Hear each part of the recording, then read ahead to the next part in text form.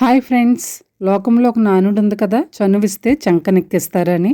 అలాగే ఉంది వీటి పరిస్థితి కూడా. చూడండి, పోనీలే అని వదిలేస్తే అవసరమైన మొక్కేమో బక్క చిక్కిపోయింది, అనవసరం అనుకున్న మొక్కలేమో ఇలా ఏపుగా బలంగా పెరిగేశాయి. గులాబీ మొక్కకి కంపోస్ట్ వేశాను.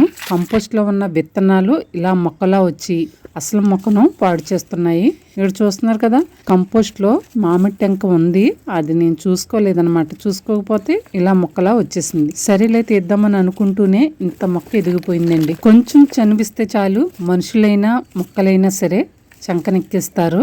అడుగున్నర పైనే ఎదిగింది. ఇక ఇది చూస్తే బచ్చలి, ఇది కూడా విత్తనాల ద్వారా వచ్చేసిన మొక్క. ఎంత చక్కగా వచ్చిందో చూడండి. అబ్బరంగా పెంచిన మొక్కల కన్నా ఇలా వచ్చినవే బలంగా వస్తాయి. ఇంకొక మొక్క ఉంది ఇందులో, నేరేడు. లాస్ట్ ఇయర్ తిన్న నేరేడు పిక్ అన్నమాట. ఇప్పుడు మనకి మొక్కలా రెడీ అయిపోయింది. ఏదేమైనా సరే అసలు కంట వడ్డీ ముఖ్యమంటారు కదా. ఈ మొక్కల్ని నేను భద్రంగా మరొక టబ్బుల్లో వేస్తాను.